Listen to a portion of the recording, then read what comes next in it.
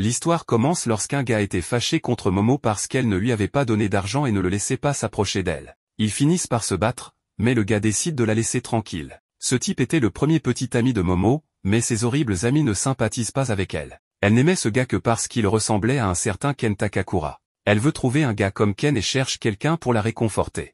Elle trouve un autre étudiant qui se fait harceler, mais les harceleurs sont choqués lorsqu'elle prend le parti du gamin.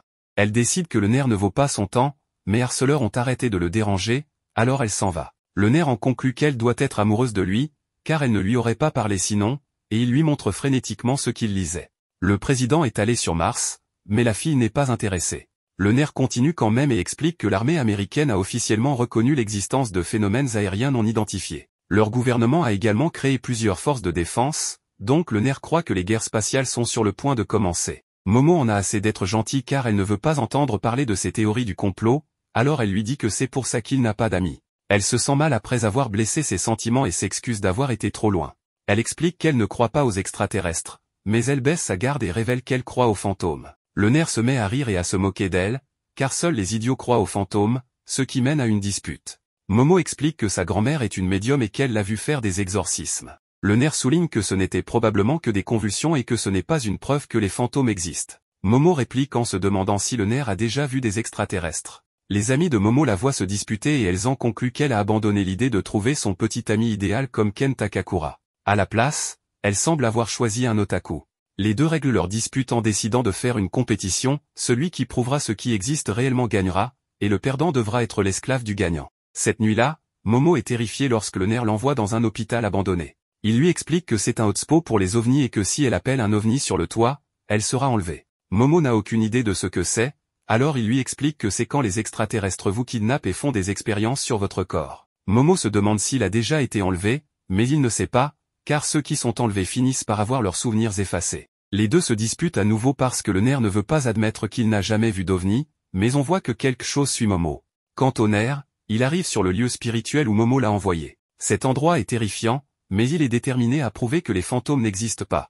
Il est horrifié lorsqu'il entend un bruit étrange, alors il annonce bruyamment sa présence. Momo explique que parler fort est la chose la plus dangereuse à faire, alors le gamin en déduit que Momo a de l'expérience avec les fantômes. Il s'avère que Momo n'en a jamais vu, alors il commence à se disputer à nouveau. Momo explique qu'elle croit juste sa grand-mère, et c'est tout ce qu'elle a après la mort de ses parents. Le nerf commence à se montrer gentil, alors Momo explique à quel point sa famille est étrange. Ils l'ont toujours obligée à faire un rituel de chance avant de sortir, et elle devait le faire tout le long du chemin vers l'école. Cela a bien sûr conduit à ce qu'elle se fasse harceler sans relâche, et cela lui a fait le plus mal lorsque le garçon qu'elle aimait s'est moqué d'elle. Sa grand-mère se mettait en colère si elle ne faisait pas le rituel, alors Momo la détestait. Momo n'a pas parlé à sa grand-mère jusqu'à récemment, et elle a arrêté de faire le rituel. Momo a fini par réaliser que ce qu'elle détestait vraiment, c'était la façon dont le garçon qu'elle aimait s'était moqué de sa grand-mère. Elle aimait sa grand-mère de l'avoir recueillie, et c'est pourquoi elle croit aux fantômes. Momo veut savoir pourquoi le nerf croit aux extraterrestres,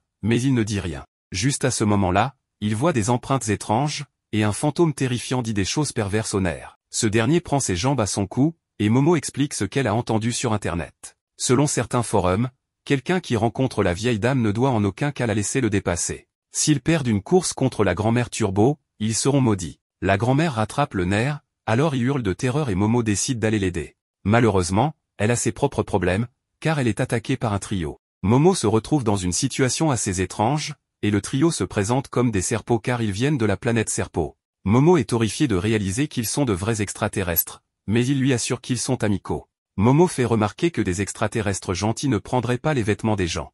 Les extraterrestres la rassurent en disant qu'ils ont pris soin de ses affaires, mais Momo voit qu'ils ont tout déchiré en lambeaux.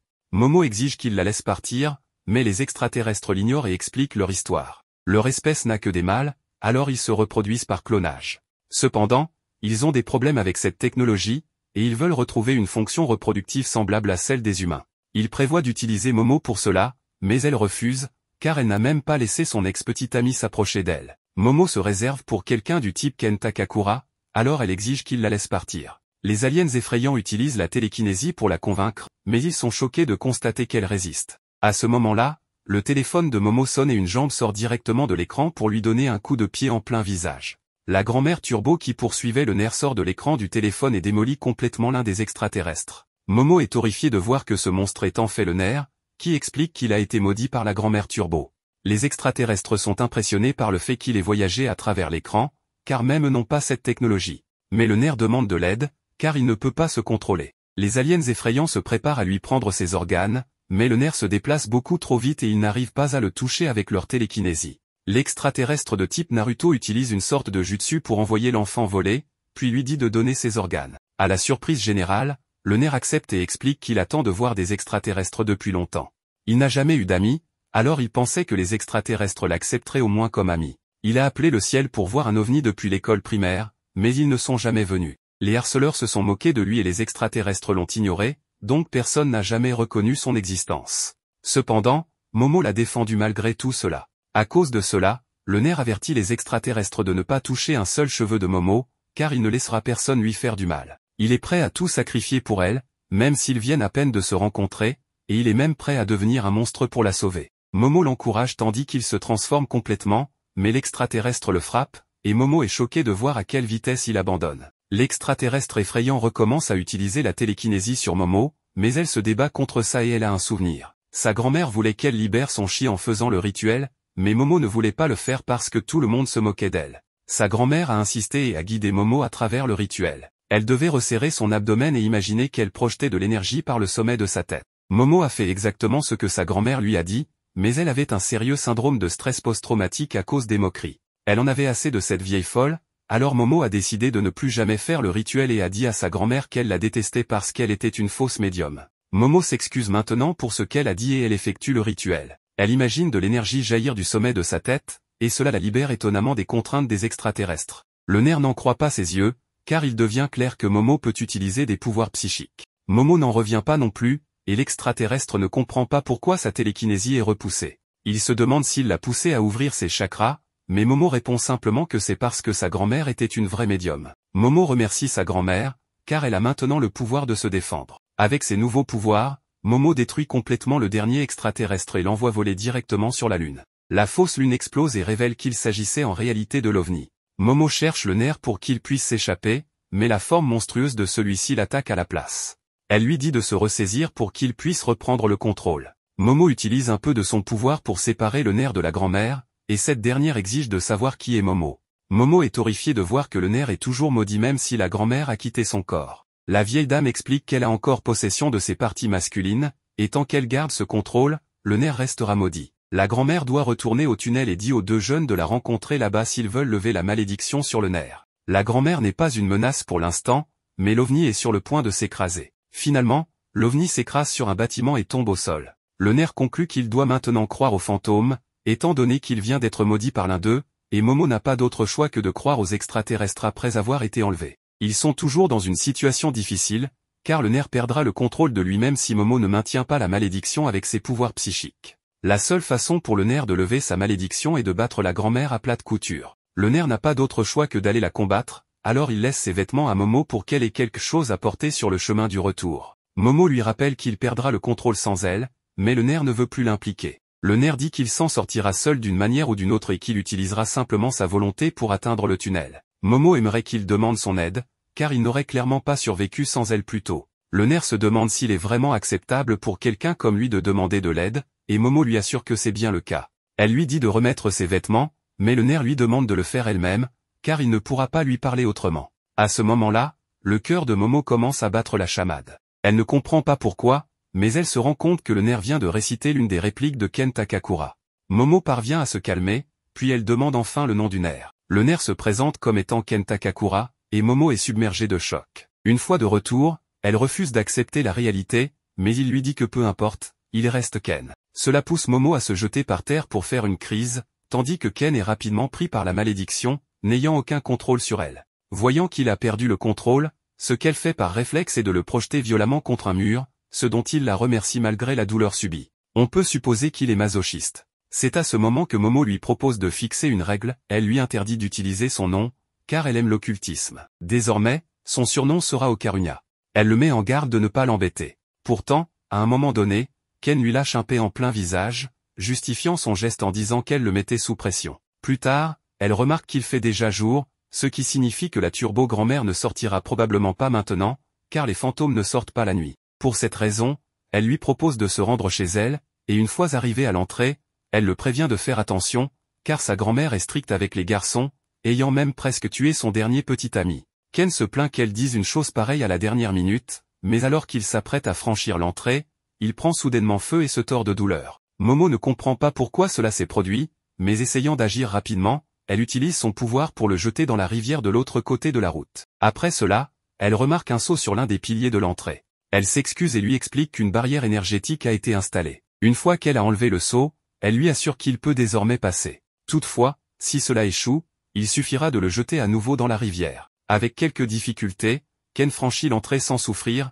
et profitant du fait qu'ils sont déjà à l'intérieur, elle commence à se moquer de sa nouvelle coiffure, ressemblant maintenant à une vieille dame. En entrant dans la maison, Momo voit que sa grand-mère n'est pas là, et en se dirigeant vers sa chambre, elle dit à Ken qu'elle est sur le point de se changer, et qu'il doit fermer la porte. Quelques secondes plus tard, il est à nouveau pris par la malédiction, ce qui le pousse à ouvrir brusquement la porte, ce qui l'embarrasse tellement qu'elle le jette contre le mur pour le maintenir à distance de toute vue indécente. Après s'être changé, elle lui propose également des vêtements, puis s'approche pour lui demander de lui montrer son truc, car la turbo-grand-mère a dit qu'il était maudit parce qu'il lui avait volé son arrosoir. En entendant cela, Ken s'écarte immédiatement pour regarder son entrejambe, et après avoir vérifié la vérité, il s'exclame qu'il a vraiment disparu. « Mon pote n'a plus de sgeg », dit-il. Momo ne manque pas de se moquer de lui et demande à voir, mais Ken précise que ce n'est pas une question de savoir s'il est là ou non, c'est quelque chose qu'il ne laissera pas faire. Finalement, les deux discutent un peu pour savoir de qui est la faute. Mais une fois qu'il se calme, il lui explique qu'il ne voulait pas rater cette opportunité, ayant toujours voulu avoir un ami. Il ne voulait pas laisser passer cette chance et c'est pour cela qu'il lui a parlé désespérément, mais il considère qu'ils vivent dans des mondes différents, qu'une personne comme lui n'a pas le droit de lui parler. Il s'excuse alors de l'avoir impliqué dans une affaire dangereuse et lui suggère qu'elle peut l'ignorer à nouveau une fois que ce problème sera réglé. Après l'avoir écouté, Momo lui dit que c'est ce qui la dérange chez lui, il suppose des choses sur les autres et tire des conclusions par lui-même. C'est pour cela qu'il n'a pas d'amis, parce qu'il les repousse. Elle s'approche alors pour lui conseiller de ne pas dire des choses comme tu peux m'ignorer, mais plutôt qu'ils peuvent simplement discuter de choses occultes. Le voyant si silencieux, elle s'assoit à ses côtés et essaie de l'encourager, mais quelques secondes plus tard, Ken l'appelle l'aide, ce qui provoque une nouvelle confrontation entre les deux. Ken lui reproche d'être très désinvolte en mentionnant les faiblesses des gens comme si de rien n'était. Mais avant que la situation ne dégénère, une sonnerie se fait clairement entendre. Il pense que sa grand-mère est de retour, mais Momo le fait taire immédiatement, car elle n'avait jamais entendu cette sonnerie auparavant. La grand-mère lui avait dit qu'il y avait deux sonnettes, l'une pour les humains et l'autre pour les esprits maléfiques. Là, les deux voient une silhouette devant la porte, et Momo se rend compte que cela s'est produit parce qu'elle a retiré le talisman en papier de l'entrée. En le ramassant, elle propose à Ken d'aller le remettre en place, car si c'est un esprit maléfique, il brûlera comme lui l'a fait, et il n'y aura pas à s'inquiéter puisqu'ils pourront sortir des lieux. Il décide de sortir par la porte arrière pour jeter un coup d'œil, mais il ne voit pas l'esprit maléfique. Ce qui se passe ensuite, c'est que tout le terrain de la maison se retrouve enfermé par des murs de pierre, ce qui signifie qu'ils ont été piégés. Ken explique qu'il ne peut pas remettre le talisman à l'entrée, car la porte du sanctuaire est enterrée dans le mur, et ils ne pourront donc pas sortir de l'enceinte. Soudain, Momo se rend compte qu'elle saigne du nez, tandis que lui se trouve dans un état encore pire. En observant les environs, Momo devine que c'est le brouillard noir qui les blesse, et c'est à ce moment-là qu'elle voit l'esprit maléfique juste au-dessus, qui les a déjà repérés. Sans perdre de temps, il leur lance son énorme poing pour essayer de les écraser, ce que Momo évite de justesse, sauvant également Ken en le poussant. Cependant, le coup du monstre frappe violemment le mur de l'entrée, et en voyant cela, les deux commencent immédiatement à fuir, effrayés. Cela ne les aide pas beaucoup, car la taille de ce monstre rend difficile l'esquive de ses coups, qui produisent des pressions d'air capables de les pousser avec force. C'est alors que l'esprit maléfique leur ordonne de lui donner la banane, puis il effectue un puissant coup de pied, l'onde de choc se dirigeant vers eux en ligne droite. Après avoir pris un peu de distance, Ken précise à Momo que c'est un extraterrestre, et après avoir vu ces éléments, il est certain qu'il s'agit du monstre de Flatwood. Cela amène Momo à s'interroger sur la sonnette, car cela signifierait que l'extraterrestre a été détecté par un piège à fantômes. Ken lui raconte qu'une étude conclut qu'une personne qui voit des phénomènes psychiques a souvent tendance à voir aussi des ovnis. En d'autres termes, il pourrait y avoir un lien entre les fantômes et les extraterrestres, ce qui pourrait signifier que ce monstre est lié aux extraterrestres d'hier. Momo sait que s'ils ne font pas rapidement quelque chose, ce brouillard va les tuer, mais elle ne peut pas utiliser ses pouvoirs correctement tout en contrôlant la malédiction. Alors qu'il fuit tant bien que mal les attaques explosives de l'extraterrestre, la malédiction de Ken commence à devenir incontrôlable à cause de l'épuisement. Mais quand Momo s'efforce davantage de la contenir, Ken regarde son bras, toujours maudit, et réalise qu'il peut le maîtriser. Après un bref moment de silence, il propose soudainement à Momo de se battre, disant qu'il a besoin qu'elle libère la malédiction. S'il s'agit d'un extraterrestre, il n'a pas peur et veut libérer la malédiction de son corps tout en gardant le contrôle de son esprit. En esquivant un autre des assauts du monstre, Momo lui rappelle qu'il n'a toujours pas maîtrisé ce pouvoir, mais elle lui fait comprendre que s'il a de la chance, il pourrait être capable de contrôler le pouvoir de la grand-mère. Acceptant de prendre le risque, elle libère la malédiction, ce qui fait que Ken se laisse peu à peu consumer par elle. Juste à ce moment-là, un autre coup du monstre se dirige vers eux, mais au milieu de l'explosion, Ken parvient à canaliser la malédiction, en ressortant indemne avec cette nouvelle transformation. Avec ce nouveau pouvoir, Ken remarque qu'il déborde de puissance, mais il est déprimé, ce qui ne plaît pas du tout à Momo. Ken lui rappelle qu'il est maladroit, ce qui énerve Momo car elle lui avait dit de ne pas dire ça. En le voyant continuer à parler sur un ton déprimé, elle lui donne quelques bons coups pour le faire taire. Ensuite, il s'approche du monstre d'une manière désinvolte, mais le monstre finit par l'écraser violemment. Pourtant, les doigts d'une de ses mains sont coupés, tout cela grâce au nouveau pouvoir que Ken expérimente. Momo est étonné de la rapidité avec laquelle cela s'est passé, n'étant même pas capable de le percevoir, et cela lui fait croire qu'il pourrait peut-être gagner. Soudain, Ken commence à cracher beaucoup de sang, et, affaibli, le monstre parvient à lui porter un coup. Momo le sort rapidement de là avec son pouvoir, et après être redevenu normal, Ken s'excuse en disant que son corps ne peut pas suivre le rythme du pouvoir de la malédiction. Il a l'impression que son corps est sur le point d'exploser, car ce n'est pas une vitesse normale pour un humain. Il se demande alors comment ils vont pouvoir le vaincre. Momo lui crie qu'elle ne sait pas, et que si elle savait comment faire, il ne serait pas en train de se battre en ce moment. Elle prête alors plus d'attention au monstre, se rendant à peine compte qu'il est en train de faire du sumo, ce qui signifie que s'ils arrivent à faire toucher le sol à l'une de ses mains, ils pourraient gagner. Ken la traite de génie pour cette idée, ce qu'elle reconnaît sans hésiter. Ensuite, il lui rappelle qu'il va bientôt atteindre sa limite, tandis que Momo lui demande de viser les pieds en attaquant, pendant qu'elle le renversera avec son pouvoir psychique. Rapidement, les deux commencent à courir droit vers l'extraterrestre, qui exige à nouveau qu'il lui donne leur banane. Après avoir esquivé le prochain assaut du monstre, Ken s'élance à une vitesse vertigineuse, détruisant la jambe du monstre en un instant, ce qui le mène rapidement à sa limite. Momo contrôle alors la malédiction avec sa main droite tout en utilisant sa main gauche pour faire tomber l'extraterrestre, causant ainsi le contact de l'une de ses mains avec le sol. Lorsque cela se produit, sa main fond immédiatement, mais l'extraterrestre parvient à se remettre debout et, d'un geste rapide, attrape Momo par surprise pour la projeter contre le mur de l'entrée. À cause de ce moment d'inattention, la malédiction commence à submerger Ken, mais il revient à la normale avant d'aller plus loin, car malgré l'impact, Momo utilise à nouveau son pouvoir pour le contrôler, déclarant qu'elle va donner une raclée à ce monstre tricheur. Juste après cela, l'extraterrestre frappe à nouveau Momo avec une force terrifiante, déclenchant une pluie de coups de poing. Ken supplie Momo de le libérer de la malédiction, car s'il continue ainsi, il va mourir, il est prêt à être consommé et à perdre le contrôle, car il ne veut pas qu'elle continue à subir cela. Momo reste consciente malgré tous les coups reçus, et la prochaine chose qu'elle fait est de dire qu'à cette profondeur, cela signifie qu'ils sont en dehors de la porte du sanctuaire. Habileté, elle manipule Ken pour le ramener vers elle tout en esquivant les attaques du monstre. Dès qu'elle attrape Ken, elle utilise son pouvoir pour prendre le talisman et le remettre en place, ce qui provoque une barrière d'énergie dans tout le sanctuaire, faisant s'embraser l'extraterrestre. Après quelques secondes, tout redevient normal, ce qui la soulage, mais à peine elle se détend, que la malédiction s'empare de Ken, ce qui la pousse à utiliser son pouvoir sur lui à nouveau.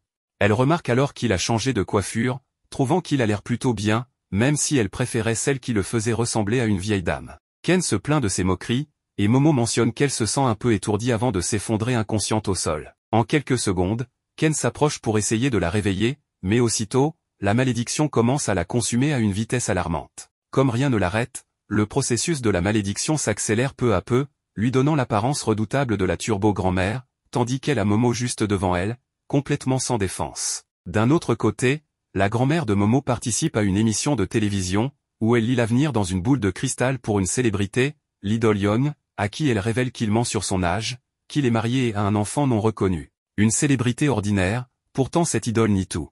À la fin du programme, les producteurs s'excusent pour les propos tenus par la voyante, tandis qu'elle quitte les lieux. Elle rentre en taxi, où le chauffeur la reconnaît comme la voyante sacrée Dodoria. Ayant vu son apparition à la télévision il y a quelques jours, le conducteur lui demande un autographe, mais à ce moment-là, Dodoria lui ordonne de s'arrêter et tente de descendre du véhicule, lui ordonnant de partir s'il ne veut pas avoir de problème. Le pauvre chauffeur n'obtient même pas son paiement. Juste quand il semble que la turbo-grand-mère va s'en prendre à Momo, elle est frappée par une planche cloutée envoyée par la grand-mère de Momo, Seko, qui arrive pour secourir sa petite fille. L'esprit de Mamie Turbo essaie d'attaquer Seko par derrière, mais il est aussitôt incendié. En effet, la grand-mère de Momo dessine un cercle au sol, emprisonnant la malédiction, car sa batte de baseball a un crayon géant à son extrémité, avec lequel elle dessine la barrière. Seiko explique que si elle enfonce un clou à l'intérieur du cercle, cela devient une barrière, tandis que si elle le fait à l'extérieur, le seul endroit sûr est le cercle. Elle utilise également des clous, ce qui lui rappelle sa petite étoile.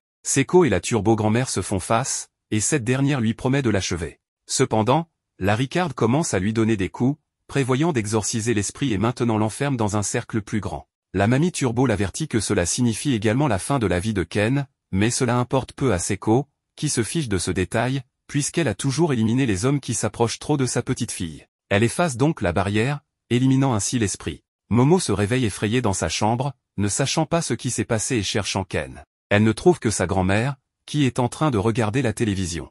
La jeune fille lui demande ce qu'elle a fait du protagoniste, mais sa grand-mère l'interrompt pour lui demander si elle a visité un lieu hanté. Momo raconte que c'est son amie qui en est responsable, et maintenant elle veut l'aider. Seiko lui répond qu'elle a tué un esprit maléfique. Momo la réprimande pour cela, mais sa grand-mère lui dit de ne pas s'inquiéter, car de toute façon, Momo ne croit pas aux fantômes. Momo, en colère, lui ordonne de lui dire ce qui s'est passé avec Ken, mais voyant que Seiko insiste sur ce sujet, elle ravale son orgueil, s'agenouille et s'excuse pour ce qu'elle a dit. Seiko lui suggère alors d'aller vérifier le temple. Momo sort en courant, se sentant coupable et pensant que Ken, un garçon ordinaire, ne mérite pas cela, car il voulait seulement une amie. Désespérée, elle ouvre la porte du temple et trouve Ken en train de manger des boules de riz. En voyant son amie, elle se sent soulagée. Momo ferme immédiatement la porte, puis réprimande le protagoniste pour être encore en vie. Elle s'assoit dehors, soulagée de voir qu'il va bien. Seiko interrompt ce moment émotionnel pour prévenir sa petite fille que Ken ne sera pas possédé par la turbo-grand-mère tant qu'il reste dans le temple. En voyant à quel point Momo est désespérée, elle lui demande si elle aime Ken. Bien sûr, Momo nie, expliquant qu'elle ne fait que l'aider parce que la turbo-grand-mère lui a volé son titan. Elle ajoute qu'après avoir été presque enlevée par des extraterrestres, elle a maintenant des pouvoirs psychiques. La grand-mère ne croit pas à l'existence des extraterrestres, mais elle admet qu'elle croit au pouvoir. Seiko reconnaît la mamie Turbo comme un esprit ancien, un yokai qui sème la terreur dans tout le Japon. Des rumeurs circulent disant qu'elle se cache sous un pont voisin, et en allant vérifier, Seiko perçoit une aura totalement différente. Il s'avère que la mamie Turbo est devenue plus puissante en se fusionnant avec un esprit lié, et Seiko ordonne alors à Momo de s'éloigner d'elle. Cependant, la jeune fille déclare clairement qu'elle a l'intention de l'aider, ce qui pousse Seiko à insister sur le fait qu'elle est amoureuse du protagoniste. La grand-mère accepte finalement la décision de Momo, et ils doivent maintenant élaborer un plan pour combattre mamie Turbo. Pour la vaincre, ils doivent d'abord la tirer hors de son territoire, ce qui l'affaiblira. Cela implique une course contre la mamie Turbo, mais Momo pense qu'il suffit de coller un talisman, comme ils l'ont fait avec le gros esprit auparavant. Sa grand-mère lui répond que c'est impossible dans cette situation, d'autant plus qu'elle ne pourra pas aider au combat, ses pouvoirs s'affaiblissant également lorsqu'elle quitte son village natal. Ainsi, Takakura doit s'entraîner à courir pour pouvoir la battre dans une course, tout en portant Momo pour éviter qu'elle perde le contrôle. Les deux jeunes trouvent cela fou, car Takakura n'est pas si rapide et les pouvoirs de Momo se sont affaiblis. La situation semble désespérée, mais Seiko se propose de les entraîner tous les deux, car c'est la seule façon de les aider. Elle annonce à Momo que son entraînement commencera le lendemain, tandis que celui de Takakura débutera dans 5 minutes. Après cela, Takakura dit à Momo que sa grand-mère est vraiment séduisante. Takakura s'excuse auprès de Momo de devoir être sauvée une seconde fois, et il lui promet de tout faire pour la sauver la prochaine fois, car il ne veut pas la décevoir. Momo essaie de le calmer en lui disant qu'il s'est bien débrouillé pendant le combat, et elle va chercher un futon pour qu'il puisse dormir. Mais alors, le garçon la retient, nerveux, et lui demande de lui apporter quelque chose à boire car il a soif. Le lendemain, Takakura meurt d'envie d'aller aux toilettes, mais Momo le retient, craignant que s'il s'éloigne un instant, il perde à nouveau le contrôle. Seiko propose que Momo l'accompagne, mais les deux refusent cette idée. Après que Momo ait expliqué à sa grand-mère comment ses pouvoirs fonctionnent et comment elle sent qu'ils s'affaiblissent, Seiko lui demande de tenter de les contrôler les yeux fermés et d'utiliser ses autres sens. Mais comme cela ne fonctionne pas, il ne reste plus d'autre option que de laisser Takakura aller aux toilettes, où la mamie Turbo apparaît, immobilisant Seiko et Takakura. Elle les avertit qu'ils doivent venir l'affronter sous le pont le soir même, sinon elle mettra fin à la vie de leur grand-mère. Une fois libérés de leur transe, ils saignent tous les deux, et Momo leur explique ce qui s'est passé. La nuit tombée, notre duo se prépare à partir. Ils enfilent des tenues de protection contre les esprits et se mettent en route. Avant de partir, Seiko embrasse Momo et lui demande de ne pas faire quelque chose de dangereux. Momo promet à Takakura qu'elle éliminera la mamie Turbo, car elle ne permettra pas qu'on fasse du mal à la seule famille qui lui reste. Et ainsi, nos héros se dirigent vers la confrontation finale avec la mamie Turbo. Momo et Okaru arrivant dans le tunnel abandonné où réside la grand-mère Turbo. En tentant de la contenir, ils découvrent que l'esprit est beaucoup plus puissant que ce qu'ils avaient prévu. Même lorsqu'Okaru décide de se transformer pour l'affronter, il ne peut pas le faire, démontrant le désavantage dans lequel il se trouve. À la surprise des deux, la grand-mère Turbo lui rend son chili, levant ainsi la malédiction. Cela s'avère être un retournement inattendu, car l'esprit semble surpris qu'Okaru soit capable d'utiliser ses pouvoirs de manière volontaire. Bien que la malédiction disparaisse, la grand-mère Turbo reste déterminée à les dévorer. C'est à ce moment-là que Momo se souvient de ce que sa grand-mère a dit. Elle réalise que l'esprit ne peut pas résister au défi. C'est là que la stratégie mentale entre en jeu, car Momo défie la grand-mère Turbo à un jeu de chat. La seule règle est que la grand-mère Turbo doit compter 10 minutes avant de commencer. Ce plan semble simple, mais les deux sous-estiment l'astuce de l'esprit. Avec sa nature rusée, elle commence à compter de manière arbitraire, en sautant des limites et en attaquant Momo avant le prévu. Cela met Momo dans une situation critique, voyant sa compagne en danger. Okaru ne perd pas de temps et décide de prendre une décision audacieuse, il attaque, provoquant l'esprit pour se faire posséder afin de s'en débarrasser. Ce moment est à la fois comique et stratégique, révélant à quel point Okaru peut être imprévisible lorsqu'il est acculé. Ce que la grand-mère Turbo ne s'attendait pas à ce que, en possédant Okaru, Momo puisse utiliser ses pouvoirs pour la contenir. Quand il semble que nos héros reprennent le dessus, la grand-mère Turbo décide d'appeler l'esprit lié, qui se révèle être un énorme crabe. L'apparition de cette créature complique encore plus la situation, augmentant la tension et laissant nos protagonistes dans un désavantage encore plus grand. Après l'apparition du gigantesque esprit en forme de crabe, les deux protagonistes se retrouvent à fuir, essayant de survivre face à une force qui semble hors de leur contrôle. Malgré l'intensité du moment, Okaru montre son ingéniosité et décide une fois de plus d'utiliser les pouvoirs de la grand-mère Turbo. Cette ressource leur permet de gagner un peu de temps et de distance tout en fuyant dans les rues de la ville. Pendant la poursuite, Momo montre une fois de plus sa capacité à penser rapidement sous pression. Elle a une idée ingénieuse pour arrêter le crabe, l'emmener dans un sauna, oui, spécifiquement dans un endroit avec des eaux thermales. Son plan est simple mais efficace, utiliser l'eau chaude pour cuire ou au moins ralentir le crabe en profitant de ses propriétés physiques pour contrer l'esprit. Le plan de Momo fonctionne à merveille. En arrivant au sauna, ils réussissent à faire entrer le crabe en contact avec l'eau chaude, ce qui affaiblit temporairement cet esprit. Cela leur donne l'occasion de continuer leur fuite. Cependant, la tranquillité qu'ils gagnent est de courte durée. Alors qu'ils pensent avoir réussi à respirer, la grand-mère Turbo les surprend à nouveau, montrant sa nature persistante et vengeante, et décide d'invoquer des renforts. Un groupe d'esprits qui se reposait à proximité se joignent à la poursuite. Intensifiant encore plus la situation, ce mouvement laisse clairement entendre que ni Momo ni Okaru n'échapperont facilement aux griffes de la grand-mère Turbo et, bien sûr, à ses alliés surnaturels. Vers le climax de l'épisode et de cette intense poursuite, nos héros trouvent encore une fois des moyens de s'échapper des griffes de la grand-mère Turbo, qui semblait déjà savourer la victoire. Momo et Okaru parviennent à monter dans un train qui roule à 120 km/h, ce qui, en théorie, devrait les mettre hors de portée de la grand-mère Turbo, dont la vitesse maximale est de 100 km/h. Cependant, le train n'atteint pas sa vitesse maximale, ce qui permet à la grand-mère Turbo, avec sa ténacité caractéristique, de se rapprocher dangereusement d'eux. Au moment où il semble qu'il ne pourrait pas échapper à son emprise, la situation prend un tournant inattendu. La grand-mère Turbo a atteint sa limite, ayant dépassé la distance maximale qu'elle peut parcourir sans perdre sa connexion avec le tunnel, l'endroit où réside son pouvoir. C'est à ce moment-là que Seiko entre en action. Avec son aide, les jeunes parviennent enfin à vaincre la grand-mère Turbo, s'assurant qu'elle ne devienne plus une menace pour eux.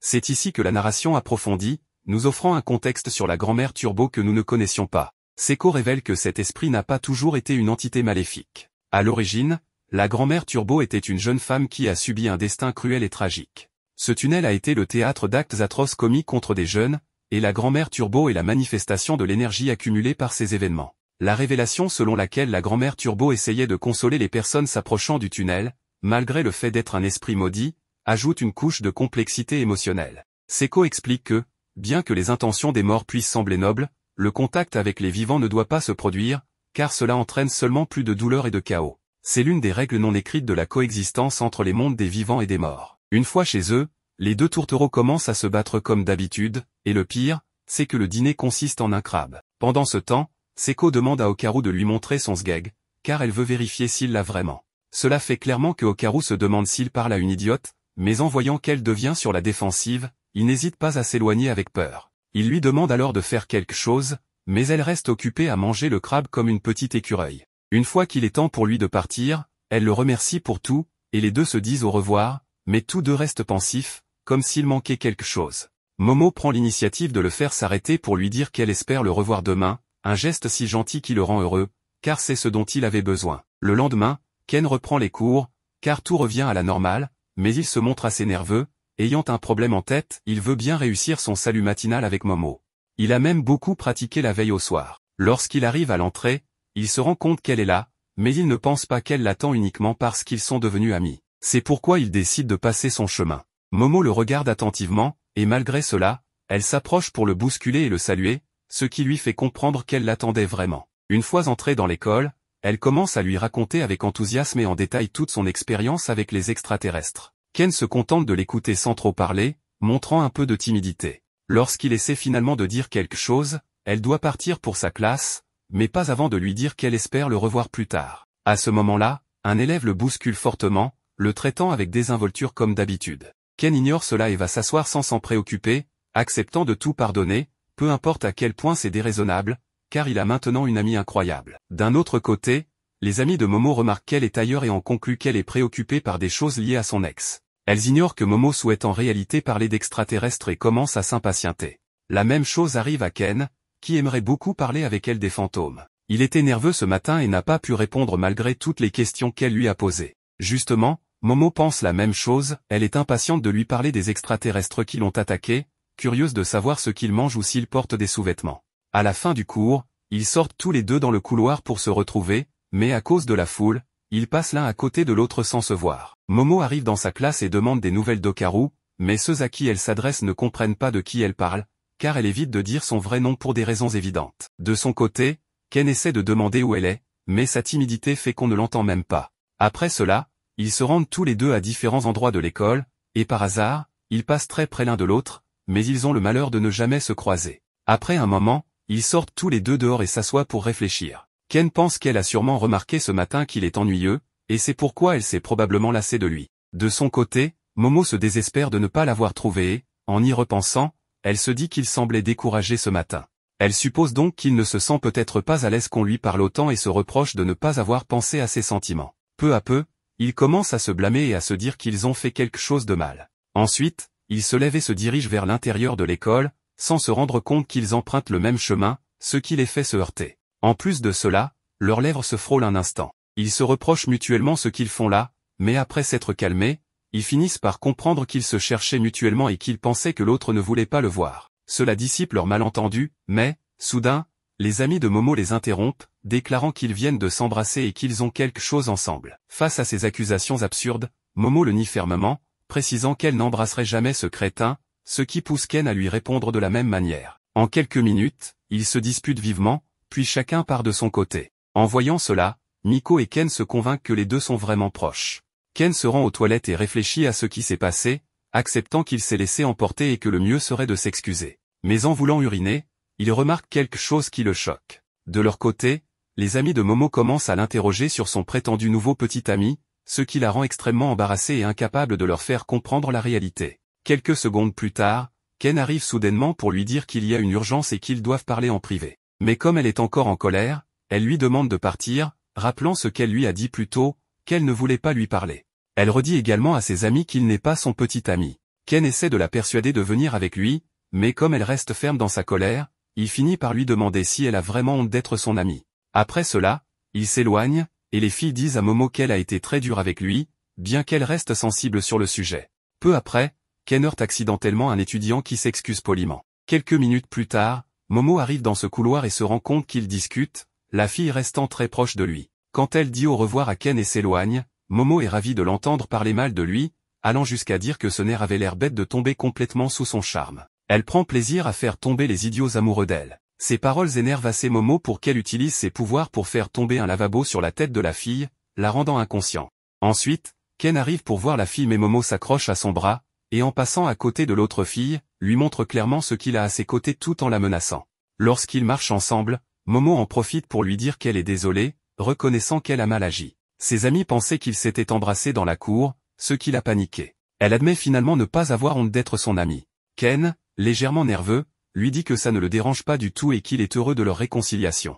Cela crée une atmosphère agréable entre eux, mais Ken interrompt ce moment pour lui parler du problème mentionné auparavant. Il la demande s'ils ont bien vaincu la mamie Turbo, ce qui est confirmé, et la malédiction est donc levée, mais Ken ne croit pas car il lui manque ses boules. Lorsqu'il rentre, il raconte l'histoire à Seko.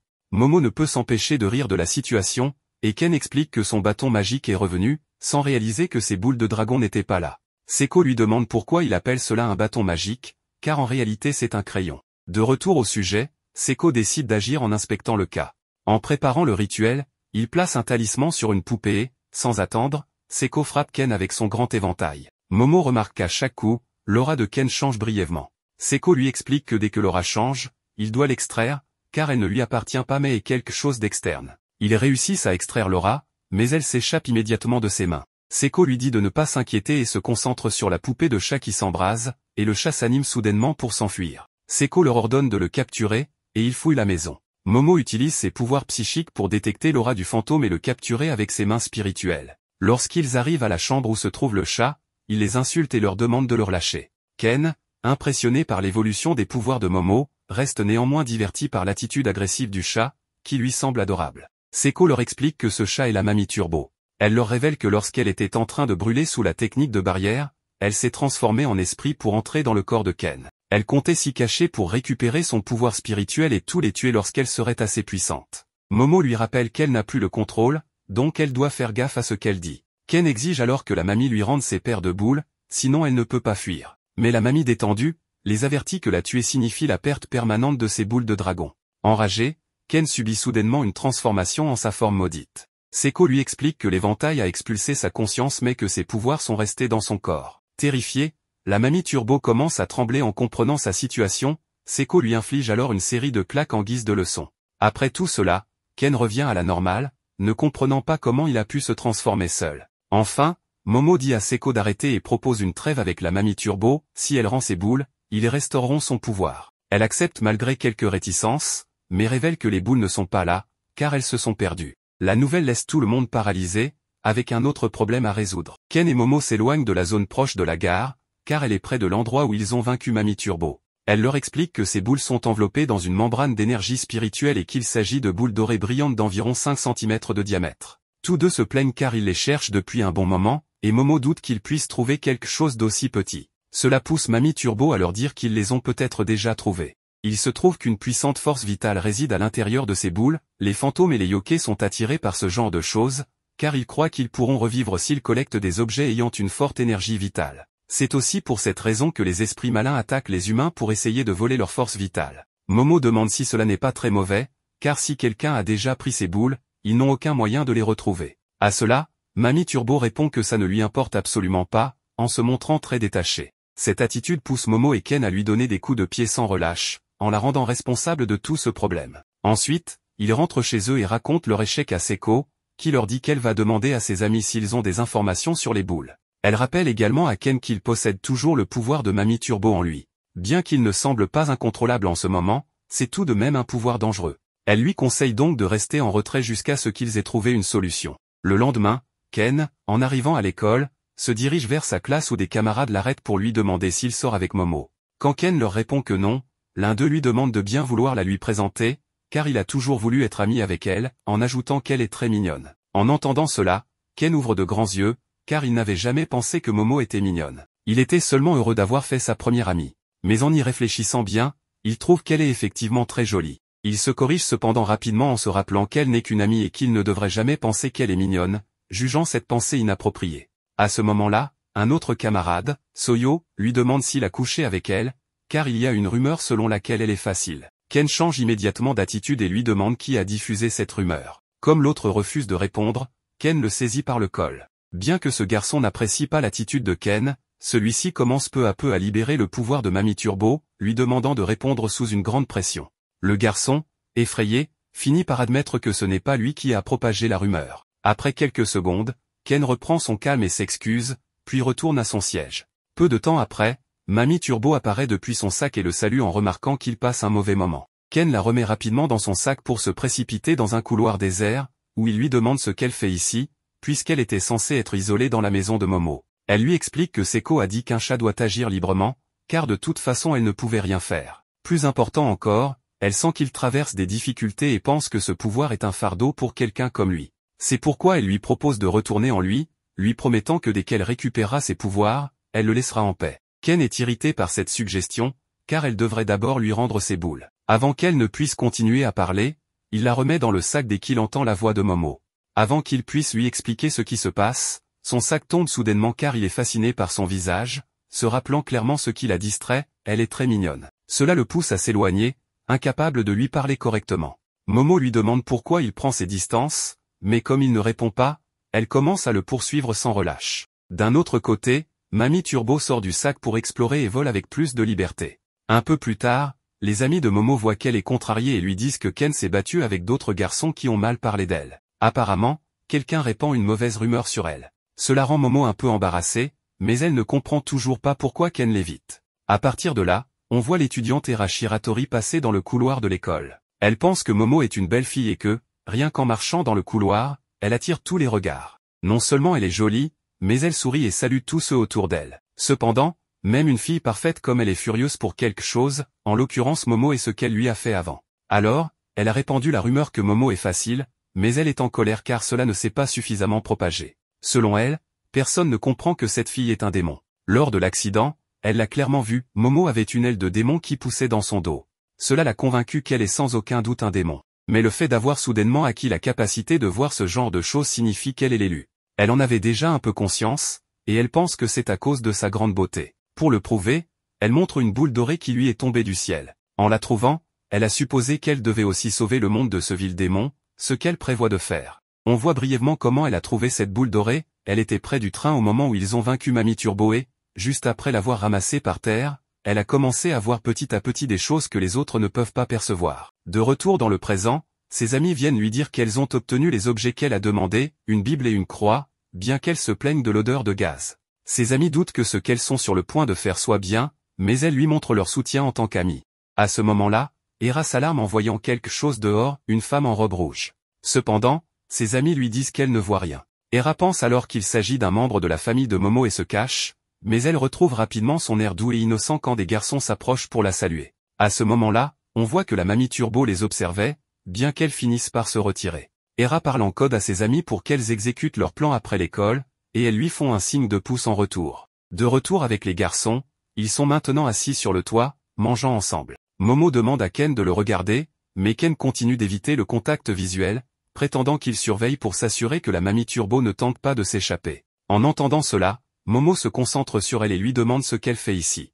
En voyant qu'elle l'ignore, il lui rappelle qu'il l'a battue, ce qui la met en colère. Une fois calmée, la Mamie Turbo explique qu'elle a cherché les boules avec beaucoup d'efforts et qu'elle a trouvé une femme suspecte. Ken soutient cette hypothèse, disant qu'il pourrait s'agir d'un humain qui les a ramassés au lieu d'un yokai. La Mamie Turbo ajoute que si un humain les ramasse, il pourrait éveiller des pouvoirs spirituels et commencer à voir des fantômes. Un humain capable de voir des fantômes signifie aussi que les fantômes peuvent voir cet humain, ce qui les expose à des attaques. Bien qu'elle ignore le nom de cette fille suspecte, elle accepte de les mener à elle après l'école. Après un moment, Era remarque que la gardienne de Momo se rapproche de plus en plus, ce qui commence à l'inquiéter. À la fin des cours, elle s'approche immédiatement de Momo pour lui demander de lui parler en privé. Momo accepte poliment, et Era l'emmène dans une usine abandonnée.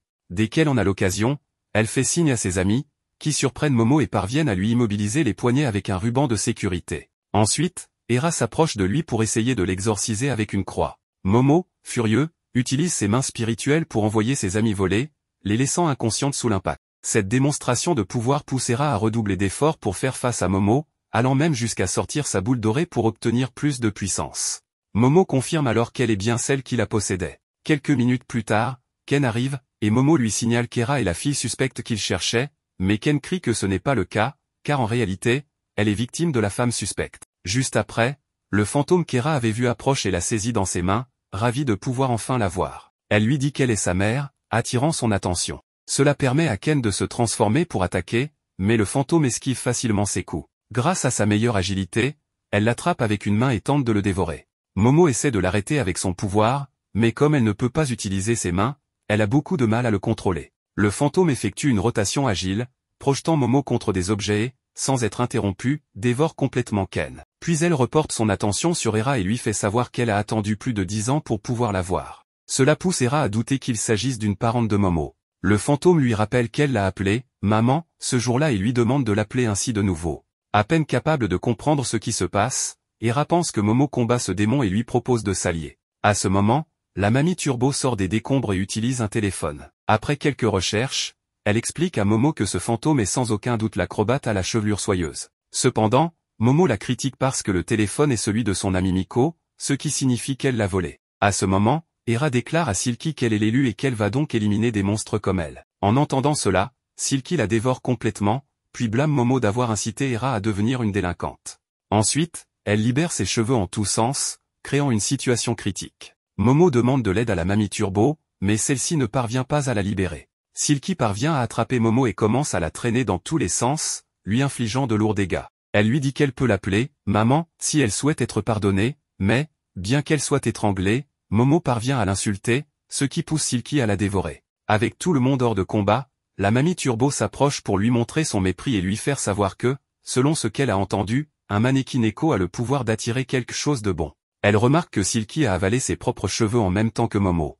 Soudain, une flamme bleue violente jaillit de sa bouche, l'enveloppant complètement et brûlant à grande vitesse. La mamie Turbo explique que le chapelet que cette fille tenait était en réalité un briquet et que Momo a mis le feu à ses cheveux avec ce briquet. Il ne devrait rien rester à brûler dans son estomac, mais elle a mangé ses propres cheveux par accident. Cela force Silky à recracher les 3 personnes qu'elle a dévorées. Ken et Momo s'en sortent indemnes, bien qu'Hera soit inconsciente. Maintenant réunis, ils se préparent à contre-attaquer contre cette puissante créature. Momo, Ken et la jeune Hera, inconsciente, se trouvent dans une situation critique dans un entrepôt, face à la terrifiante femme aux cheveux lisses. La poursuite commence rapidement, le yokai cherchant à les atteindre. Ses mouvements acrobatiques en font une ennemie imprévisible, se déplaçant facilement sur le plafond et les murs de l'entrepôt. La situation se complique encore, car Momo et Ken doivent protéger Hera, qui est restée inconsciente après avoir été avalée dans l'épisode précédent. Ken tente de se défendre, mais ses premières attaques sont inutiles contre la vitesse et l'agilité de Silky. Dans un tournant intéressant, Momo demande à Ken de lui faire confiance et de suivre sa stratégie. L'idée de Momo est assez ingénieuse, elle attire la femme acrobatique pour qu'elle se déplace frénétiquement partout, utilisant ses propres cheveux comme un piège.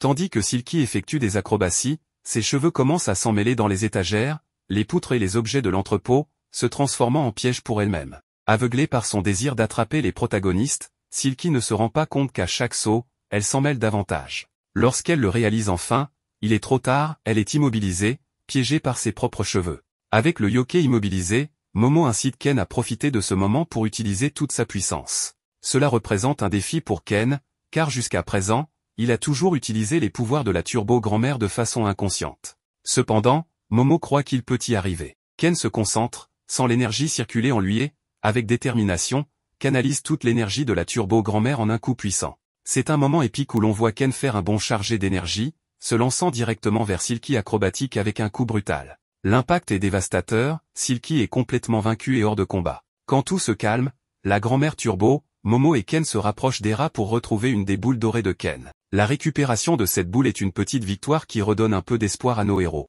Cependant, ce moment de victoire est assombri par une scène inquiétante, Hera reste immobile au sol. Momo et Ken se regardent, inquiets, se demandant si elle a survécu à la rencontre avec le yokai, car elle semble être dans le ciel des capybaras. Alors, Hera est-elle morte? En fait, Hera est effectivement morte à cet instant, car selon la grand-mère Turbo, tout humain avalé par un yokai perd la vie. Momo et Ken ont seulement été sauvés grâce à leur pouvoir surnaturel. Cependant, nos jeunes héros ne renoncent pas et essaient de tous les moyens de lui rendre la vie. Dans un retournement inattendu, le yokai propose de donner son aura à Hera, ce qui pourrait la sauver. Apparemment, les auras sont comme des batteries pour les êtres vivants, ainsi, un simple échange d'aura pourrait sauver la jeune fille. Bien sûr, nos héros se méfient des intentions de la femme acrobatique. Cependant, dans cette situation critique, c'est leur dernier espoir. Momo accepte l'échange d'aura. Mais ce qu'elle découvre est une vérité accablante, il s'avère que le yokai n'était pas mauvais. Tout ce qu'elle voulait, c'était revoir sa fille. Silky acrobatique n'est pas un yokai ordinaire, non, son histoire est teintée de tragédie et d'un passé profondément marqué par la douleur et la perte.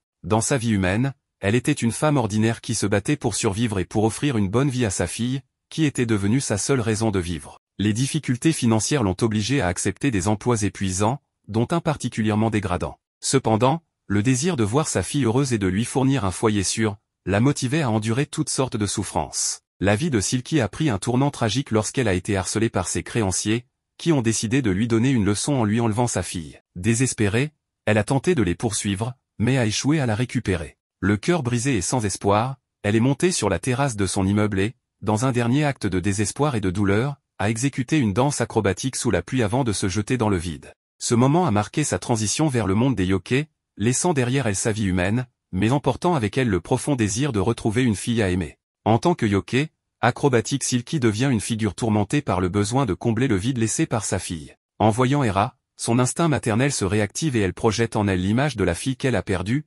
avec une obsession de la contrôler et de la posséder. Cependant, dans une manifestation de son amour déformé, la femme acrobatique va jusqu'à sacrifier sa vie et son essence spirituelle pour sauver la jeune fille. Dans un moment chargé de symbolisme, Acrobatic Silky transfère son aura vitale à Hera. Cet acte de sacrifice est aussi puissant que tragique, car un yokai sans aura ne peut rester ni dans le monde des vivants ni dans celui des morts, il est condamné à disparaître dans le néant, devenant un être de rien. L'expression de Silky change pendant qu'elle réalise cette transmission, ses traits, auparavant distordus et remplis de fureur, s'adoucissent, montrant pour la première fois une expression de paix et d'amour maternel. C'est comme si elle avait enfin réussi à accomplir son but de protéger sa fille, même d'une manière symbolique. Au réveil, Hera voit la silhouette d'Acrobatic Silky disparaître devant elle. Hera, les larmes aux yeux, appelle le yokai mère dans un geste venant du plus profond de son être, comme si, en cet instant, elle partageait une connexion émotionnelle inexplicable. Ce moment de reconnaissance d'Hera, qui appelle Silky mère, est le dernier souhait de Silky exaucé, être acceptée et reconnue pour ce qu'elle était autrefois,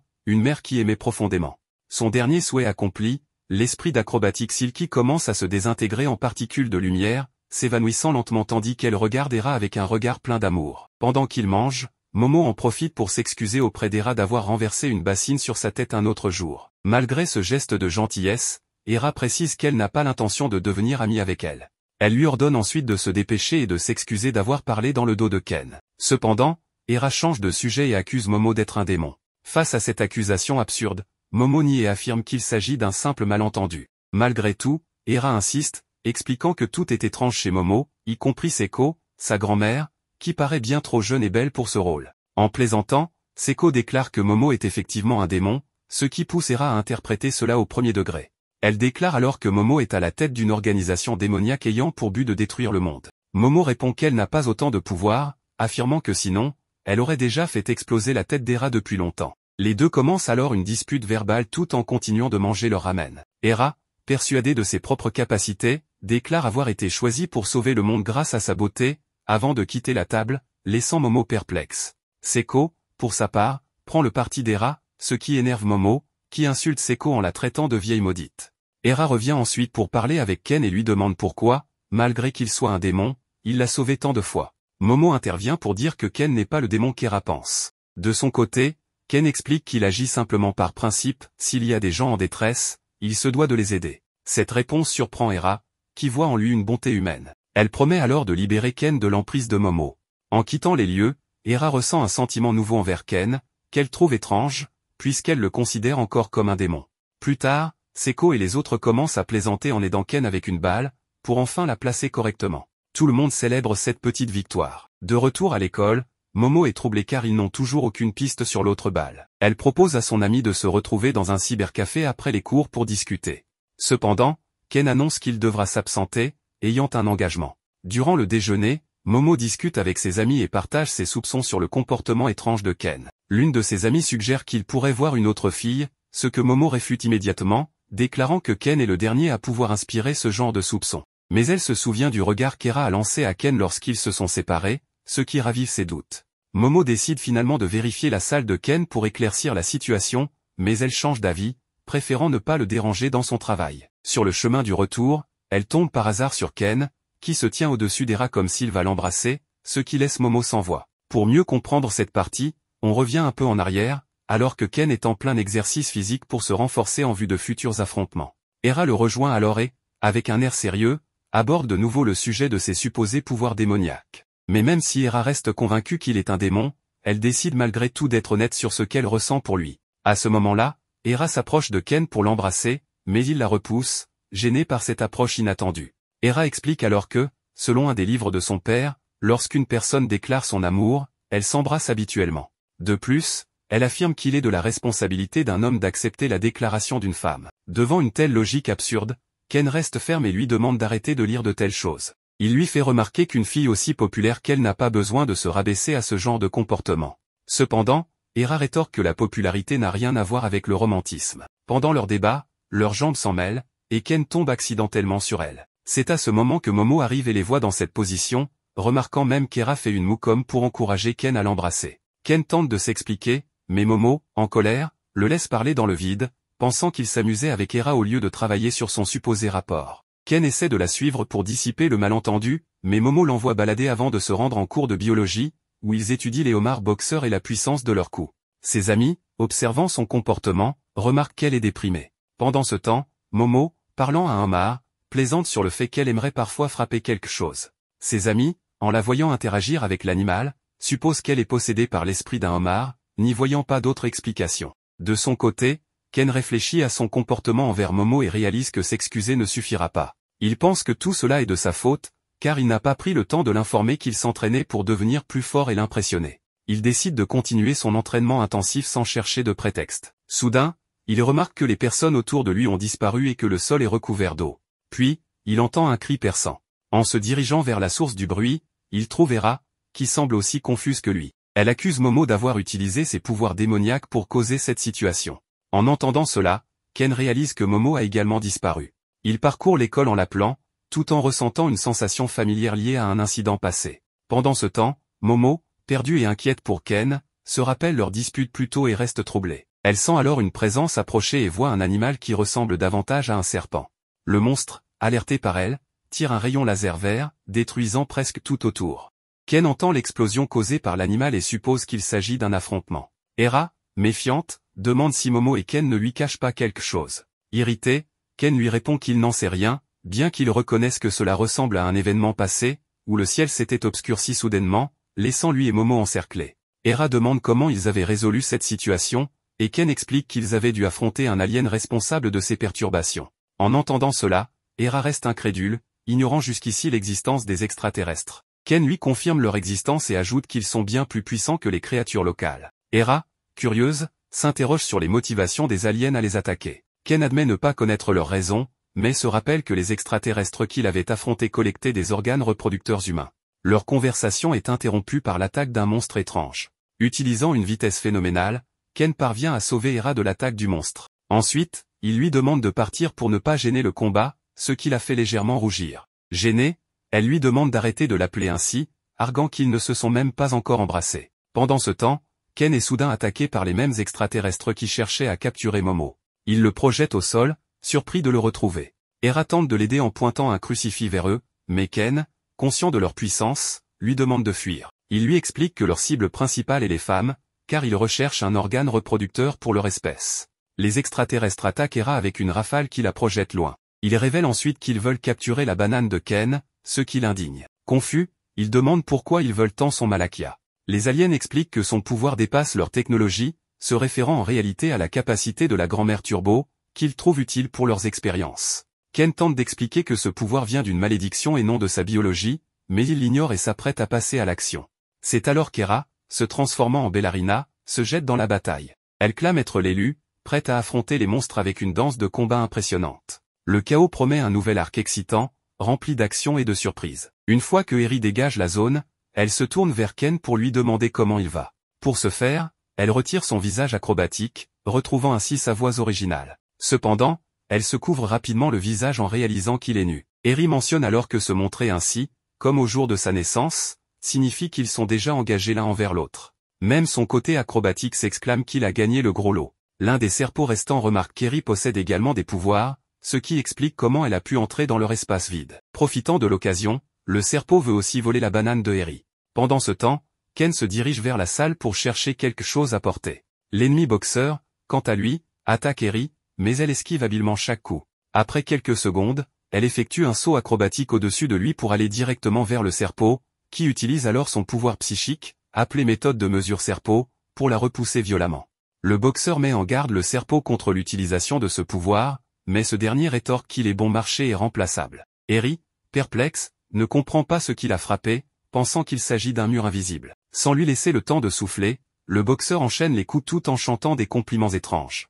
Alors que Ken cherche désespérément des vêtements, un puissant coup du boxeur détruit la salle, en voyant Ken voler. Bien que Eri loue la puissance du coup, elle précise que cela ne sert à rien s'il ne touche pas sa cible. Quand le serpent relance son attaque psychique, Eri se protège ingénieusement en utilisant le corps du boxeur comme bouclier. Elle en profite pour lui dire qu'il semble l'aimer, mais s'excuse en affirmant qu'elle a déjà une personne qu'elle aime de tout son cœur. Cependant, elle lui propose de tenter sa chance pour la courtiser. Cette déclaration reflète sa personnalité changeante lorsqu'elle est transformée. Peu après, Elle lance une puissante attaque en direction du boxeur, le surprenant avec un coup brutal qui l'envoie s'encastrer au plafond.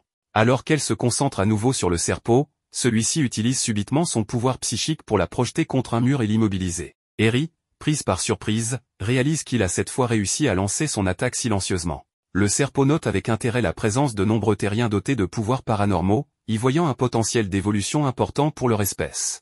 Les autres serpots rejoignent alors le combat, concluant qu'ils vont également extraire la banane d'Eri. Eri affirme être l'élu et qu'elle ne peut pas perdre contre eux. Cependant, le boxeur l'interrompt violemment avec un coup au ventre, la laissant au sol. Tandis qu'elle se remet, les serpots confirment qu'elle est effectivement l'élu, mais seulement pour leur propre évolution. Alors qu'ils s'apprêtent à lui extraire la banane, Ken les interrompt en attirant leur attention. Bien qu'il soit toujours nu, il avance comme un crabe pour ne pas trop se découvrir. Après avoir affirmé que certaines choses sont plus importantes que des vêtements, il se transforme. Cependant, les serpots utilisent leur psychokinésie combinée pour le plaquer au sol, lui et Eri. Les serpots se montrent confiants, sachant que leur attaque les neutralise tant qu'ils restent ensemble. Pourtant, ils ne peuvent même entrer dans leur zone d'effet, raison pour laquelle ils ont engagé le boxeur pour frapper leurs ennemis. Ce dernier attaque Ken, mais Ken finit par contrer et retourne la situation en sa faveur. Les serpots réalisent alors qu'il a été protégé par quelqu'un d'autre. C'est Momo qui arrive à la rescousse, utilisant ses pouvoirs psychiques pour protéger Ken et Eri.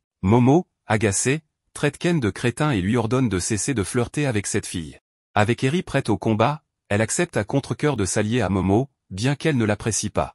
Les deux décident de coopérer pour affronter leurs ennemis, mais Momo reste abasourdie lorsqu'elle entend Eri mentionner qu'elle ne laissera plus son Ken. Cette distraction permet aux serpots de reprendre l'avantage, écrasant à nouveau Ken et Eri avec leur pouvoir psychique. L'un des serpots, exaspéré par l'inaction du boxeur, décide de l'améliorer en lui injectant une substance dans la tête. Le boxeur se transforme alors en une version améliorée de lui-même, le crevette-menthe. Il lance une série d'attaques rapides et puissantes sur Ken et Eri, mais Momo les avertit qu'ils mourront s'ils mentionnent encore ce nom sacré. Ken et Eri finissent par s'allier pour affronter le crevette-menthe, combinant leurs forces pour le mettre à terre. Cependant, Momo ne peut s'empêcher de leur reprocher leur proximité, provoquant des excuses maladroites de Ken, toujours aussi gauche. Ce sont justement les paroles sacrées que Ken prononce, qui provoquent une nouvelle chute de Momo.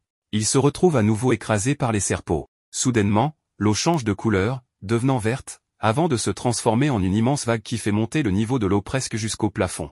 Mais ce n'est pas tout ce qui est solide dans l'école se transforme en eau, forçant les élèves à flotter. Momo remarque que la situation empire encore, car un autre monstre vient d'arriver. Elle leur ordonne de fuir immédiatement. Eri la critique pour donner des ordres alors qu'elle est censée être la leader, tandis que Ken est ravi de voir cette créature, qui s'avère être Nessie. Mais, puisqu'ils sont à Kamigo, il faudrait l'appeler Kamissi. Ken admire le monstre avec enthousiasme. Les serpots critiquent Nessie pour ne pas avoir fait son travail, mais soudain, l'un d'eux est tranché en deux par le rayon de cette créature. Ken et Eri sont terrifiés et se précipitent pour nager avec Momo, mais Eri reste en arrière par surprise et se retrouve projetée dans l'eau du plafond, où elle reste piégée. Momo et Ken voient que c'est l'un des puissants coups du crevette-menthe. Ils commencent immédiatement à esquiver ses attaques, terrifiés par la puissance de ses coups dans l'eau. Ken suppose qu'il s'agit d'une crevette-menthe extraterrestre avec des capacités amplifiées. Celle-ci explique qu'elle peut attaquer avec plus de liberté dans l'eau, où ses coups sont 10 fois plus puissants qu'à la surface. Quelques instants plus tard, elle s'étouffe et nage vers la surface. Les élèves comprennent alors qu'elle respire par des poumons.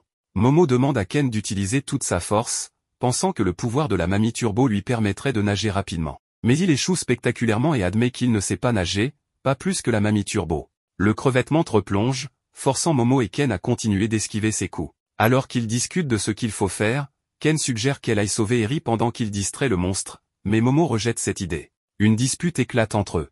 Momo évoque un moment où ils étaient ensemble dans le jardin. Ken lui demande si cela compte vraiment pour elle ou non. Elle, gênée, lui demande simplement de ne pas la toucher, bien qu'elle ait été touchée par ses mots. Alors qu'ils sont frappés par un coup du monstre, ils se retrouvent collés l'un à l'autre sous l'eau.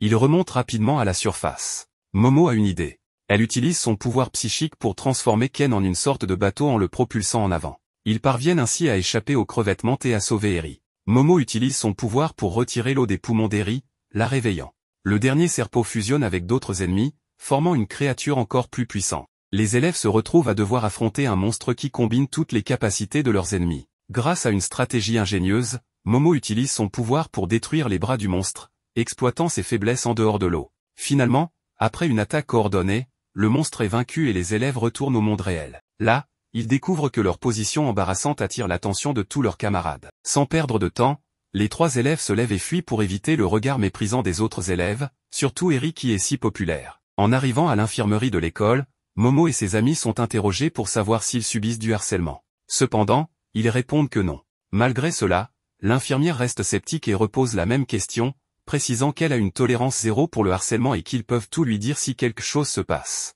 Au milieu de la conversation, ils sont interrompus par un autre employé de l'école qui entre sans frapper pour les appeler à régler un problème dans la salle des professeurs. En remarquant qu'il n'a pas frappé à la porte, l'infirmière s'énerve et lui rappelle qu'elle lui a déjà demandé de ne pas entrer sans permission.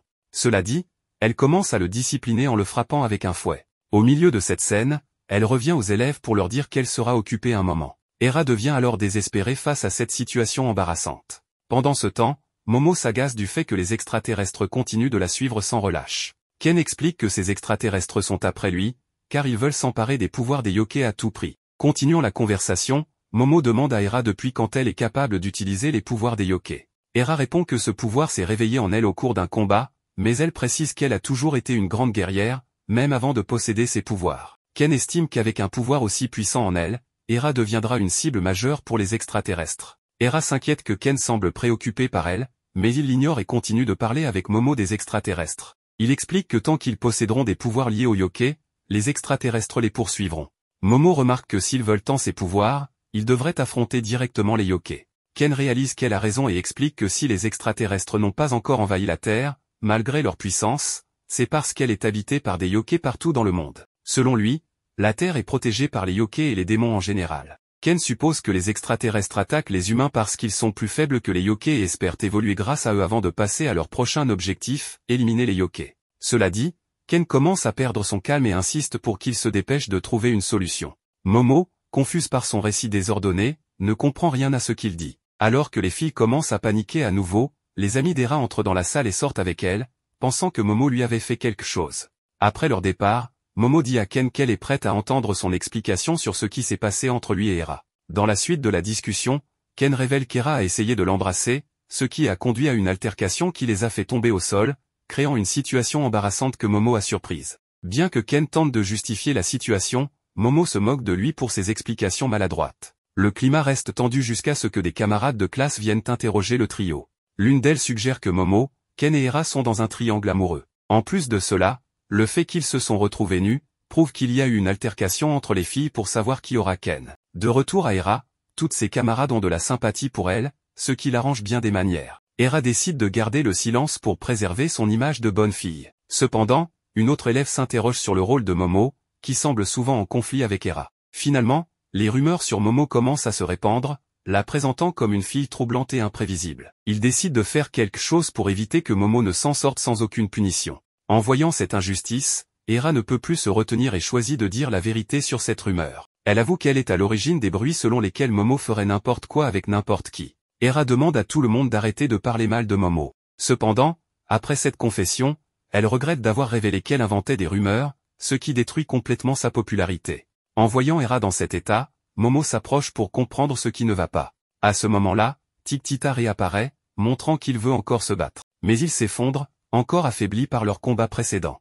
Il se réveille dans la maison de Momo, où ses blessures ont été soignées. D'abord hostile, il essaie de les attaquer à nouveau. Cependant, en réalisant qu'ils ont pris soin de lui, Tiktita commence à pleurer, ému par cette gentillesse qu'il n'avait jamais connue auparavant. Reconnaissant, Tiktita promet de ne plus leur faire de mal. Plus tard, en discutant avec eux, il raconte que son fils est gravement malade et que le traitement coûte une somme énorme. Pendant qu'il explique son histoire, il utilise des mots de sa langue inconnue, ce qui complique la communication. Il explique aussi que son lieu d'origine ne paye pas bien, l'obligeant à chercher des devises étrangères. Pire encore, sa faiblesse physique l'empêche de faire le travail fourni par son pays, ce qui le force à accepter des tâches dangereuses et illégales. À cause de cela, son épouse est morte de la même maladie qui menace leur fils. Tiktita réfléchit alors au mal qu'il a causé aux humains, pleurant sur sa situation pathétique. En le voyant ainsi, Ken demande comment il pourrait l'aider. Ken suggère un sacrifice en lui donnant sa boule pour sauver son fils. Mais Momo rejette cette idée, jugeant cela excessif, et rappelle que le traitement nécessaire doit être régulier. Momo conclut que la seule solution pour Tiktita est de trouver un travail mieux rémunéré. Cependant, Tiktita répond qu'il est trop faible pour travailler. Ken décide donc de l'aider comme il peut.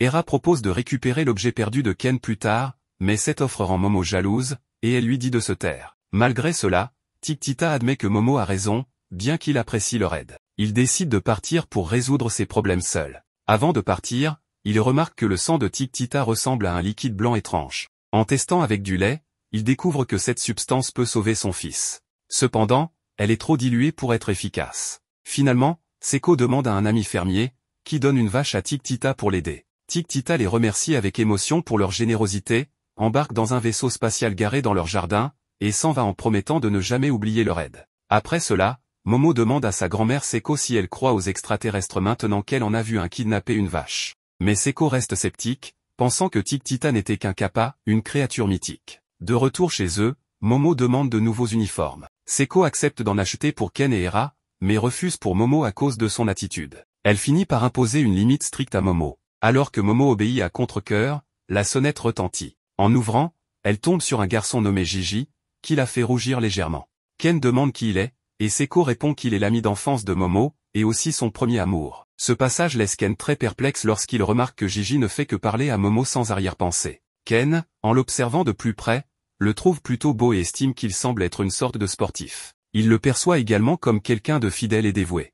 Il en conclut que si Momo est tombée amoureuse de lui, cela signifie qu'il doit être une personne droite et formelle. Soudain, Gigi dit à Momo qu'elle est très mignonne, mais d'une manière dramatique et enfantine, ce qui surprend tout le monde, surtout Ken et Momo. Cette dernière, habituée à ce comportement, se plaint du côté agaçant de Gigi. Cependant, ce dernier prend cela comme un compliment et continue à se montrer enthousiaste. Peu après, Seiko salue Gigi, qui la complimente en disant qu'elle est toujours aussi belle. Impressionné, Seiko déclare qu'il est devenu un véritable génie et l'invite à entrer chez elle. Les événements s'enchaînent rapidement, et Momo, prise au dépourvu, demande à sa grand-mère une explication. Seiko lui révèle que Gigi va vivre avec elle à partir de maintenant, ce qui provoque la protestation immédiate de Momo, qui refuse cette idée. Gigi entre alors dans la maison avec assurance, ce que Momo critique puisqu'elle ne lui a pas donné la permission. Ken, toujours sous le choc, peine à accepter la nouvelle, tandis qu'Hera trouve cela étrange, pensant que Gigi pourrait être un autre démon venu de leur monde. En réfléchissant davantage,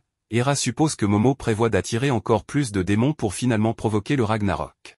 Hera accuse Momo de ses sombres plans et, agitée, annonce qu'elle part chercher de nouveaux alliés pour l'affronter lors du Ragnarok. Pendant ce temps, Momo se sent frustré d'être toujours entouré de personnes étranges et agaçantes. Ken lui annonce qu'il doit partir et ils se disent au revoir brièvement. Cependant, alors qu'il s'éloigne, Momo l'interpelle et lui montre sa main pour lui faire comprendre quelque chose.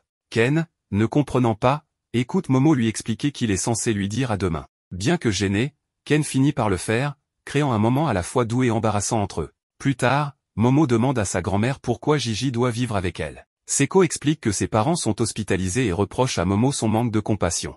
Momo, en retour, accuse Seiko de favoritisme parce qu'elle traite Gigi avec bienveillance, notamment en lui donnant beaucoup à manger. Gigi, pour sa part, continue de complimenter Seiko. En privé, Momo confronte Gigi, soupçonnant qu'il cache quelque chose. Gigi lui avoue qu'à l'école primaire, il se moquait beaucoup d'elle mais qu'il est maintenant désolé. Il lui explique aussi qu'il peut voir des fantômes et que depuis qu'il a déménagé dans une maison à flanc de montagne, il ressent une étrange présence. Ses affaires semblent parfois déplacées, mais ses parents, ne le croyant pas, l'ont ignoré. Lorsque des exorcistes ont été appelés pour résoudre le problème, 3 d'entre eux se sont suicidés, incapables de le résoudre. Un exorciste a finalement recommandé Seiko, ce qui explique pourquoi Gigi est ici maintenant. Momo reproche alors à sa grand-mère de ne pas lui avoir dit ces détails plus tôt. Gigi s'excuse pour tout ce qu'il lui a fait subir, mais Momo le rassure en disant que sa grand-mère est compétente. Cependant, Seiko déclare qu'elle n'utilisera pas ses pouvoirs spirituels cette fois et que Momo devra prendre en charge cette tâche. Seiko promet de lui offrir tous les uniformes qu'elle veut si elle réussit. Plus tard, Gigi se présente dans la classe de Momo en tant que nouvel élève. Avec son attitude énergique et amusante, il finit par changer l'opinion des amis de Momo, bien que cette dernière reste mal à l'aise.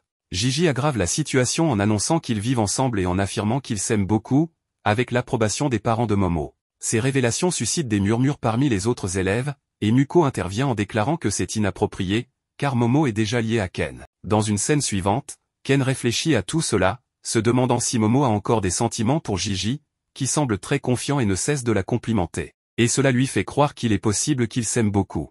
Si elle commençait à sortir avec Gigi, il se demande si elle cesserait d'être son amie et de passer du temps avec lui. Elle s'intéresserait sûrement au passe-temps du garçon et ne se préoccuperait plus de l'occultisme, ce qui les empêcherait de discuter de ces sujets pendant les pauses ou d'être ensemble. Ses doutes le rongent, et il ne peut s'empêcher de se sentir très frustré. Mais à un moment donné, il se dit à lui-même qu'il ne doit plus y penser. En sortant des cours, il décide de reprendre l'exercice pour vider son esprit et se concentrer sur ce qui compte vraiment. Tout se passe bien jusqu'à ce que Momo apparaisse pour le saluer, ce qui le fait glisser et tomber dans des buissons. Elle lui demande s'il a déjà déjeuné, ce à quoi il répond qu'il ne l'a pas encore fait. Occupé avec ses haltères, elle lui propose alors de le nourrir à la bouche. Nerveux, Ken n'ose pas refuser, mais c'est à ce moment que Gigi arrive et reconnaît Ken comme le garçon qu'il a vu la veille au soir. Il lui demande s'il est son ami. Momo, jalouse, réagit en lui demandant ce qu'il veut, car il devait manger avec Miko et les autres. Il montre ensuite une boisson au nouveau goût de yaourt qu'il offre à Momo, ce qui la rend très heureuse. La vue de leur complicité déprime Ken, qui s'éloigne silencieusement en pensant que c'est mieux pour tous les deux. Soudain, un mannequin anatomique vivant surgit et court vers eux. Ken tente de le fuir, mais la créature est bien plus rapide et se dirige ensuite vers Momo et Gigi. Gigi se met à l'abri, mais Momo tente de l'arrêter avec ses pouvoirs. Voyant cela, Gigi se jette sur elle pour la protéger, et le mannequin bondit pour les éviter et continue sa course. Momo réalise alors que le mannequin a pris l'une des précieuses boules de Ken. Elle utilise ses pouvoirs psychiques pour essayer de l'attraper, mais la force du mannequin les emporte tous les deux dans les airs. Ken, jaloux, se transforme et se lance à leur poursuite, parvenant à rattraper la créature grâce à sa vitesse. Pendant la course, un autobus manque d'écraser Momo, mais Ken la sauve en la tenant fermement tout en continuant à poursuivre le mannequin. Gigi, choqué par la transformation de Ken, pense qu'il est un monstre, mais Momo lui explique qu'il s'agit de Ken. Ils finissent par atteindre les toits des maisons, où Momo réussit à immobiliser la créature avec ses pouvoirs. Cependant, le mannequin explose soudainement avant de se reconstituer et de repartir en affirmant qu'il ne s'arrêtera pour rien au monde. Grâce à un stratagème de Momo, ils suivent les cris du mannequin jusqu'à sa cachette. Là, ils découvrent qu'il s'appelle Taro, et une voix féminine l'appelle. C'est Anna, un autre mannequin anatomique, qui lui demande pourquoi il a pris tant de risques pour venir la voir. Taro lui avoue son amour et lui dit que sa vie a changé depuis qu'il l'a rencontrée. Bien que Anna essaie de le convaincre qu'ils sont trop différents, Taro insiste pour qu'ils fuient ensemble, affirmant qu'il ne veut pas avoir de regrets. Les paroles de Taro touchent profondément Ken, qui y voit une leçon pour lui-même. Ses yeux brillent alors qu'il commence à voir les choses sous un nouvel angle.